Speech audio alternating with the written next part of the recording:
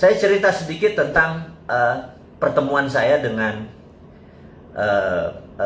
Bill Gates. Jadi saya mau mengingatkan bahwa saya ini dreamer, saya ini pemimpi. Suatu hari Anda tahu bahwa saya di kantong saya selalu punya rumahnya Obama, rumahnya Trump, White House saya gunting, dan ternyata saya sekolah di sana gitu ya. Padahal kamso ya, come from deso ya. Terus saya mempunyai impian, yaitu saya gunting fotonya Bill Gates di dompet saya. Kalau ditanya sama orang-orang, ini kenapa ada foto Bill Gates di tempat kamu? Saya bilang, saya itu niat ingin makan malam dengan orang paling kaya di dunia. Gitu, waktu itu Bill Gates. Dan itu udah tahunan yang lalu. Nah, suatu hari Bill Gates datang ke Indonesia.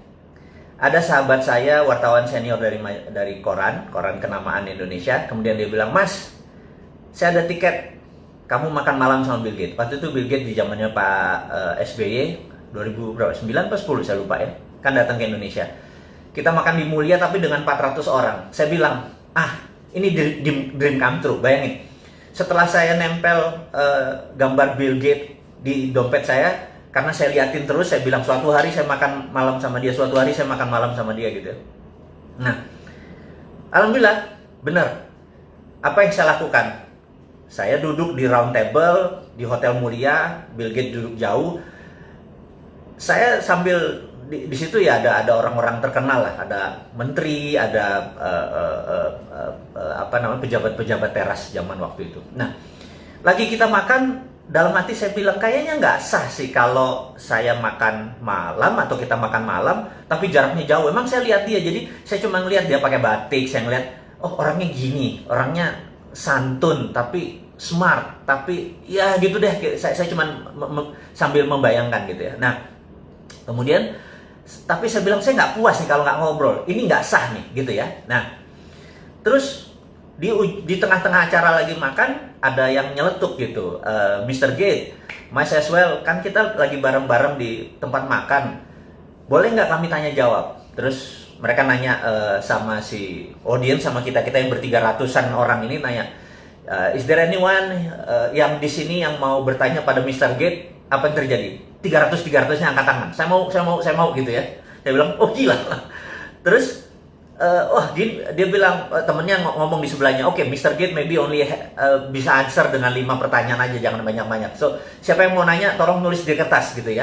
Nah, semua orang naik tangannya, dan saya bilang, oke, saya take the moment. Ini kan moment of greatness ya. Saya ambil kertasnya, saya tahu kan teman-teman tahu bahwa saya memiliki sebuah keilmuan, ya ilmu kuno sih, ilmu nggak keren-keren banget, bagaimana memprogram pikiran bawah sadar seseorang. Saya bilang, dia pasti baca tulisan saya, saya tulis gitu ya. Saya lipat, saya taruh. Oke. Kemudian makan seperti biasa, kemudian Mr. Gates buka satu-satu. Terus udah selesai makan nih, terus gimana? Ada yang mau nanya? Terus dia bilang, oke. Saya udah pilih beberapa katanya. Terus who is, dia sebut sebuah nama gitu ya. Dia bertanya apa rencana Bill Gates di Indonesia. Terus Bill Gates cerita, kami akan berencana membuat laptop komputer murah di bawah $100 supaya orang bisa ini dan terkoneksi dengan sistem dan sebagainya. Cita-cita mulia lah, CCM lah gitu ya. Kemudian pertanyaan kedua, who is, dia sebutin seorang menteri gitu ya. Kayaknya dipesen nih. Oke, menteri ini bertanya ini, seorang ibu menteri. Dia cerita. Kemudian dia break lagi. Terus lama berhenti di satu kertas, terus I don't like it. Terus dia taruh, tapi kan mic-nya masih kedengeran kan, mic-nya di sini. Terus ditaruh, dia bilang terus dia nyari question, pertanyaan yang menurut dia oke, gimmick kayak kecil-kecil. Udah 4 pertanyaan. Dia bilang, oke, the last pertanyaan terakhir, the last question katanya gitu. Terus diangkat satu kertas. Gitu ya. Terus orang sebelahnya bilang, what is this? I don't know, I don't like the question gitu ya. Ini kata-katanya dia nih. Terus saya udah tahu nih, jangan-jangan gue, bener ya itu ya. Terus apa yang terjadi? Well, I would like to know this gentleman. Terus karena dia ngomong-ngomong itu, orang-orang bilang, udah lu udah kayak gitu, lu baca aja lah itu pertanyaannya gitu ya. Jadi cair suasana. Terus dia bilang, well anyway, I don't like the question. Jadi dia ngomong sama orang sebelahnya gitu. Anyway, lu udah brought up anyway katanya. Terus apa yang dilakukan? Who is a Mardikuwiek? Wah, udah kayak orang Polandia gua. Saya berdiri. 300 orang nengok ke kita jadi kayak kecil. Saya bilang, gila, gitu ya. Terus dia natap saya, dia bilang, so you, kenapa lu nanya ini gitu ya? Oke. Dia ngomong, I don't think the world is ready, kata dia. Tuh orang nanya, lu ngomong apa sih? Kan mereka nggak tahu. Mereka pertanyaan adalah, what was the question? Orang ini nanya apa sih sampai lu nggak ready gitu? Tahu nggak apa yang saya tulis? Dan Mr. Gates bacakan. Dia bilang begini. This gentleman, katanya, bilang, I could never be like Andrew Carnegie. Jadi saya menulis di kertas itu, you will never be like Andrew Carnegie. Gitu ya. Dia bilang, jadi dia tulis, I would never be like Andrew Carnegie, gitu ya. And this is right, katanya. Gue nggak akan pernah bisa kayak Andrew Carnegie. Itu kata Gates, gitu ya. Semua orang bingung. Ini komunikasinya apa gitu? Anda tahu apa yang dilakukan Mr. Gates?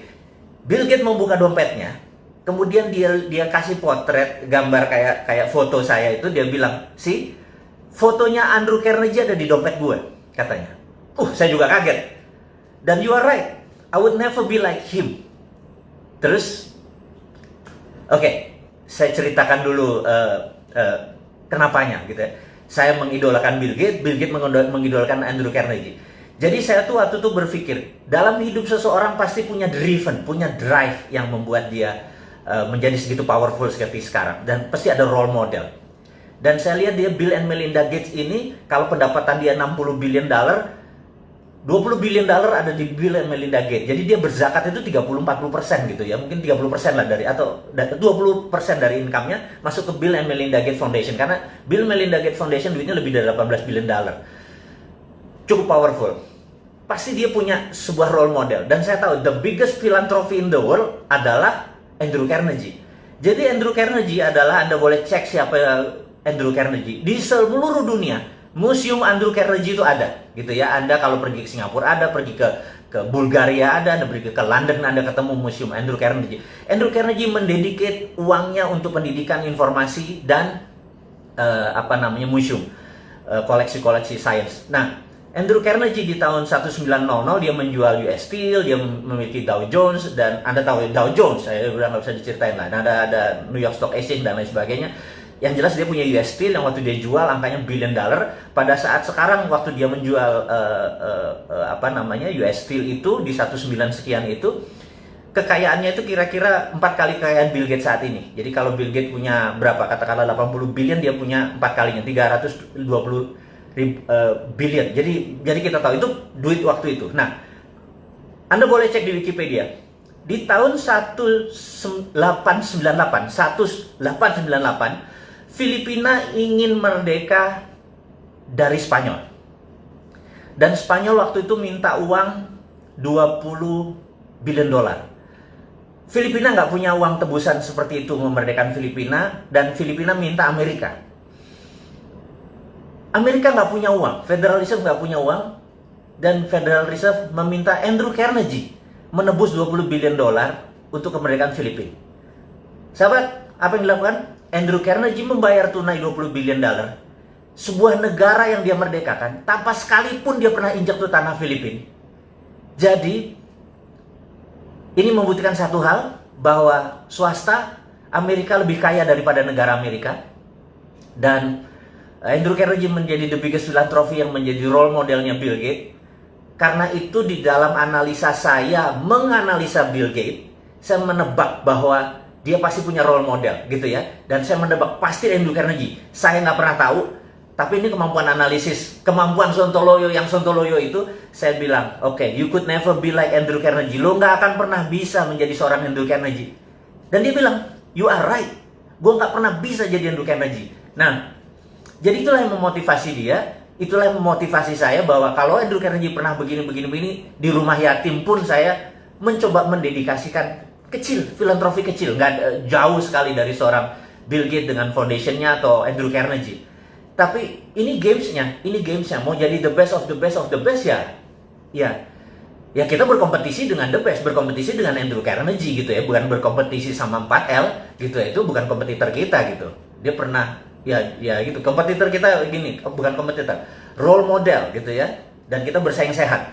Kalau 4L mah udahlah, gue males ngomongnya. Anyway, teman-teman, ini hanya membuktikan bahwa swasta itu lebih powerful daripada negara Amerika. Nah, kita tahu setelah Perang Dunia Kedua, Amerika baru menggunakan printing money dengan New Deals-nya, akhirnya negara Amerika lebih kaya dari swastanya. Jadi, sahabat semua, saya cuma mengingatkan bahwa swasta Amerika tuh berkompetisinya sama negara Amerika, gitu ya. Karena itu di sana kalau sekolah tuh ada dua, sekolah Ivy League, ada Cornell, ada Columbia, ada Harvard, MIT dan lain sebagainya. Begitu lulus biasanya menjadi anteknya globalis di Wall Street atau menjadi globalis. Kalau mereka belajar di seperti di Illinois University, apapun lah, Chicago juga nggak nyampe ini, mereka ini paling jadi pegawai World Bank, IMF atau bankers gitu ya.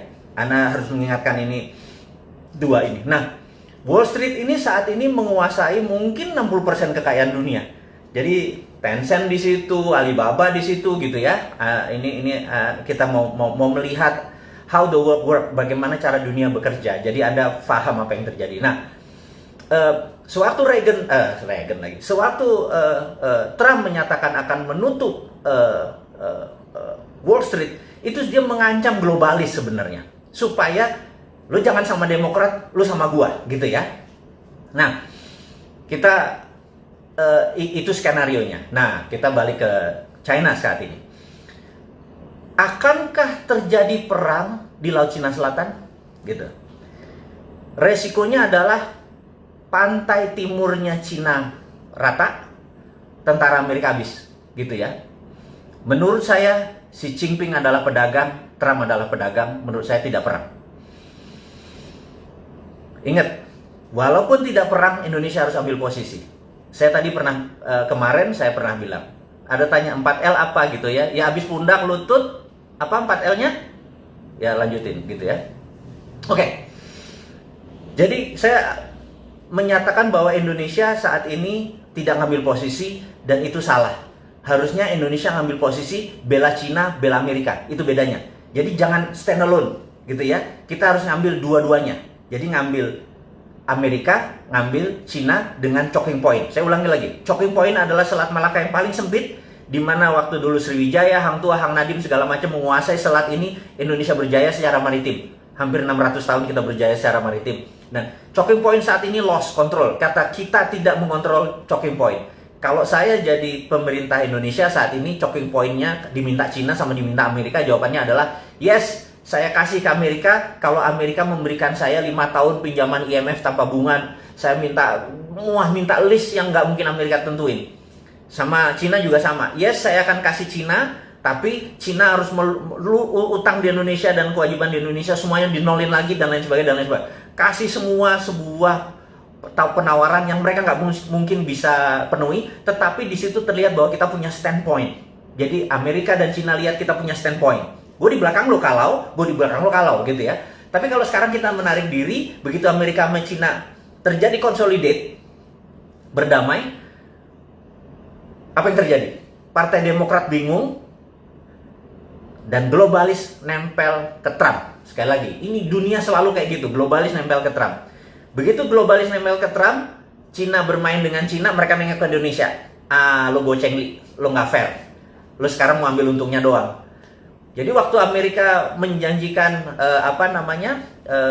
mau buat pabrik di Indonesia cuma 34, itu dia tidak dari pemerintah Amerika, itu dari globalisnya. Sabar, kita harus paham sekali ya. Anda harus tahu kapan Trump ngomong. Jadi Anda harus tahu, negara Amerika itu tidak pernah berubah misi dan visinya. Ingin menjadi polisi dunia dan mengontrol 60% kekayaan dunia. Itu nggak pernah berubah. Waktu Partai Republik yang jadi atau Demokrat yang jadi, caranya mereka berbeda. Republik suka perang, Demokrat pakai economic trap. Ini pakai military trap. Ujung-ujungnya sama, bajingan juga itu, gitu ya. Nah, Cina, state mission country-nya nggak pernah berubah, gitu ya. Mau presidennya Xi Jinping, mau dulu Li Peng, mau dulu Deng Xiaoping, sama gitu ya. Nah, saya mau ingatkan, ini key point yang sahabat semua saya mau buka saat ini. Reagan dengan Deng Xiaoping pernah berjabat tangan. Ingat nih ya, saya ulangi lagi. Deng Xiaoping dan Reagan pernah jabat tangan yang menyatakan 40 tahun lagi Cina harus menjadi negara demokrasi, dan itu disetujui oleh Deng Xiaoping. Dengan demikian, tahun itu harusnya tahun 2020 ini Cina harus menjadi negara demokrasi. Demokrasi itu bukan berarti kayak Indonesia sekarang, populer vote, bukan. Tapi pemilihan kepala daerahnya sudah pemilihan langsung. Tapi pemilihan partai komunis Cinanya tetap. Cina adalah single party country. Cina adalah negara dengan satu partai. Dan di dunia ini ada 7 negara yang single party. Seperti Meksiko juga single party. Jadi Anda jangan kaget-kaget ya kayak gini. Pelajaran-pelajaran geopolitik, geostrategi ini. Anggap aja ini lagi Lemhanas, Anda nggak usah ikut 9 bulan Lemhanas, cukup dengerin Bosman ngomong, Anda udah ikut Lemhanas gitu ya. Nah, sampai mana tadi gue lupa. Oh, dia salaman sama Deng Xiaoping jadi 2020 ini. Tetapi Xi Jinping punya agenda lain. Jadi balik lagi Reagan. Trump saat ini ingin menghukum Xi Jinping untuk mengingatkan, dulu bapak negara lo yang namanya Deng Xiaoping itu sepakat sama Reagan untuk menjadi democratic country. Lo inget ya? Nah, lo membangkang nih ya gitu. Jadi ini ada sejarahnya, bukan sekedar trade war. Jadi kalau yang naif tuh bilang, oh ini perang dagang, nggak apa-apa kok, nggak ganggu kita gitu ya. Kebanyakan baca Shinchan sih, jadi gerah gua kadang-kadang gitu. Nah, kita harus tahu bahwa ini ada sejarah. Nah, jadi si Trump ini punya postur adalah, lo mau jadi democratic country lagi nggak? Kalau nggak, Hongkong gue gerakin nih, gitu ya. Dia punya tombol-tombolnya. Jadi mereka ini 2 perang. Sekali lagi, 2 perang. Kalau kita nggak ngerti, toto kita terpecah 3 aja kayak Ghost Fleet. Anda tahu bukunya Ghost Fleet yang dibaca oleh Prabowo, yang tulisannya Peter Senge, seorang analisnya CIA. Kalau protokolnya Ghost Fleet dibaca kayak Balkan, Indonesia pecah 3 beneran nanti, gitu ya. Nanti kita bahas di minggu depan tentang Ghost Fleet. Sekarang jam piro iki? Oh, udah 40 menit loh. Gak bayar dulur-dulur ini. Kasih 40 menit ilmu, minta nambah lagi ya gitu ya. Oke teman-teman. Jadi dengan adanya perang tadi sebenarnya ada sejarahnya. Karena itu Reagan memanggil 8 orang yang masih hidup dari 13 warrior ini untuk pengen tahu dulu tuh rencana lo apa sih dengan China, karena dengan Soviet kan sudah jelas, dengan China dia kasih ingat bahwa Deng Xiaoping dulu pernah shake hand. Nah, karena itu saya dalam tulisan saya di video 2030, tahun 2030 Cina adalah the biggest democratic country in the world. Bayangin, dengan 1,7 billion atau 1,7 miliar manusianya dia menjadi demokratik. Pemilihan daerahnya nanti akan, jadi sekali lagi saya mengingatkan, Cina akan menjadi loose. Dengan bargain tersebut currency dia menjadi lebih leluasa. Tapi Trump akan memenangkan lagi. Ingat ya, ini sekali lagi, Trump bisa menang nih. Jadi Trump pulang kampung nanti menyatakan dia menang terhadap China. China bilang kita juga nggak kalah. Jadi dia bukan bilang menang ya, China nggak kalah, nggak kehilangan muka di negaranya. Nah, Trump selesai masalahnya. COVID sekali lagi nggak terlalu penting karena kita live with COVID forever. Oke, sahabat semua. Ada terakhir mungkin saya sekedar mengingatkan bahwa beberapa kita mendapatkan berita bahwa China punya renminbi, punya digital currency, punya dan anti dolar. Tar dulu. Itu misleading kalau anti dolar. Dia memainkannya di dalam negeri. Sekali lagi, dia memainkannya di dalam negeri. Dan kita juga nggak mau kalah dong. Kita kan dari dulu juga sudah bilang bahwa kalau kita ini kan Sontoloyo War nih, kita ini kan bukan heavy on government, kita kan heavy on private, bener ya? Kalau saya nih dapat mandat, tapi tenang, saya tidak akan masuk ke politik, saya janji, karena passion saya nggak di situ. Tapi kalau kita dapat mandat atau misi ini ada yang nerima, kita kasih juga. Kita adalah heavy on private, jadi swastanya tapi bukan kapitalis, bukan 9 naga yang jadi kaya. UKM yang jadi kaya. Jadi kita ini juga pro on private tetapi UKM. Karena itu kita bangun Santara, kita bangun Revit, kita bangun organisasi untuk mengangkat UKM. Jadi kita tahu 2030 85% ekonomi dikuasai oleh UKM yang going global. Ini mark my word ya. Anda boleh catat kata-kata saya kalau 2030 tidak terjadi 85% ekonomi dunia, saya kasih Anda $1 juta. Anda ingetin, Bosman, $1 juta lo janjiin kalau tahun 2030, 85% dunia ini yang menguasai adalah UKM yang going global. Jadi nanti, buktinya apa? Sekarang ini, perusahaan besar pivotnya susah. Jadi kayak Unilever, Ultra, itu pivot. Begitu ada perubahan terhadap COVID, terhadap distancing dan lain sebagainya, merubah badannya yang besar itu nggak mudah. Tapi UKM 2 bulan kolaps, ada yang tinggal 10%, ada yang bangkrut dan lain sebagainya. Tapi besok dia udah hidup lagi karena UKM itu pivotnya gampang, mindahinnya gampang. Nah, sahabat semua, jadi tahu karena demikian kita filosofinya adalah menolong mengangkat UKM. Jadi misi kita jelas, mengangkat UKM. Gimana UKM menjadi berdiri, dan kita nggak peduli sama pemerintah. Pokoknya jangan diganggu aja kita, biar urun dana ini berlangsung dengan baik. Itu satu. Yang kedua yang saya mau ngomongin, tapi ini too early. Saya minta too early karena ini masih beta. Beta adalah, teman-teman, beta ya, sabar. Saya mau memberikan sesuatu yang teman-teman harus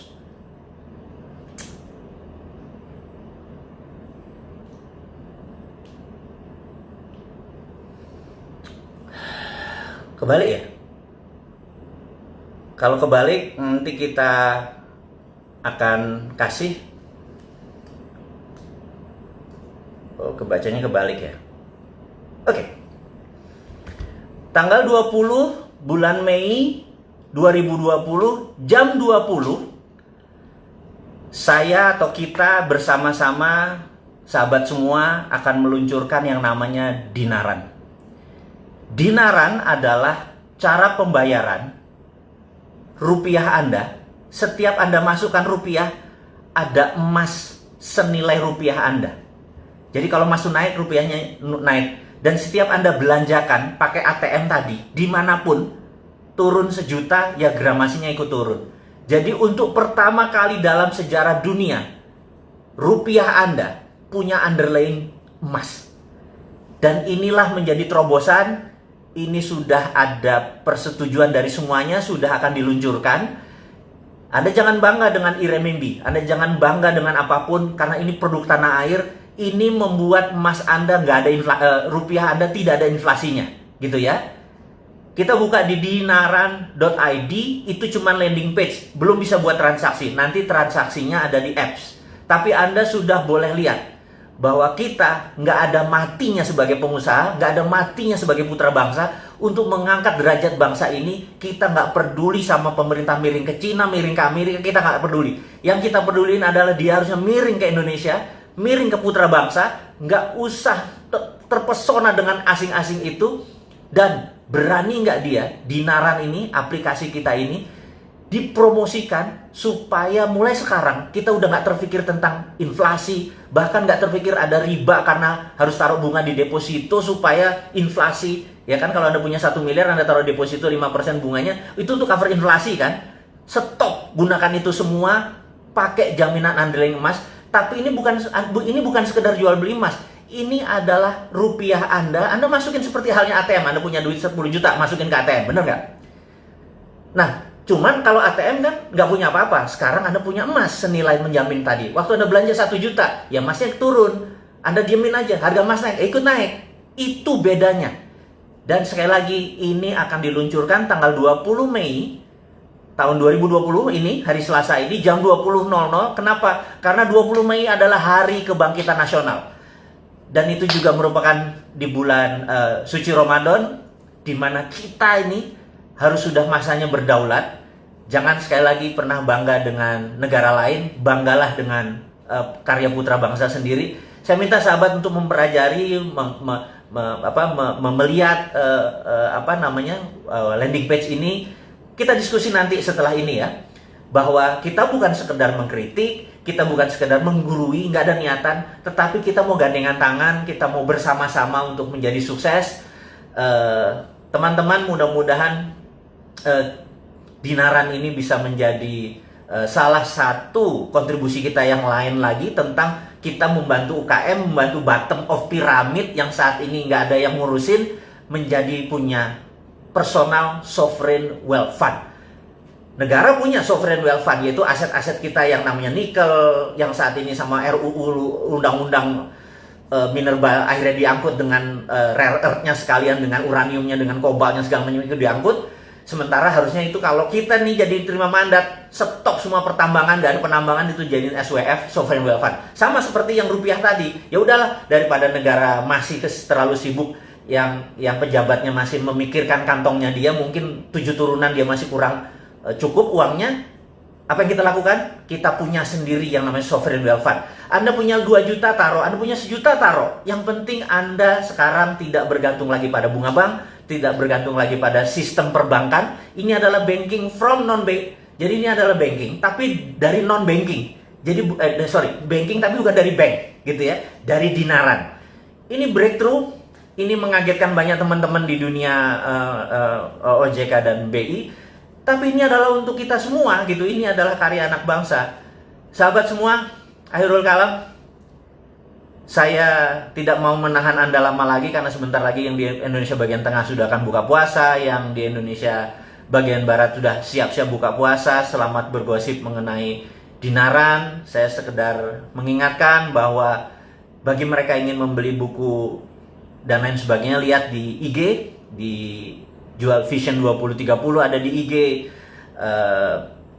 Road to Billionaire ada di IG, dan dinaran.id Anda pelajari landing page-nya, bukan untuk transaksi, tapi tanggal 20 bulan Mei 2020 jam 8 malam setelah habis taraweh, kalau bisa Anda lihat apa yang akan kami luncurkan, akan kita luncurkan. Ini milik kita bersama, bukan milik saya, ini milik Anda semua. Toh harta-harta Anda, emas-emas Anda juga. Saya cuma membuat sistem yang membuat kita ke depan menjadi berdaulat.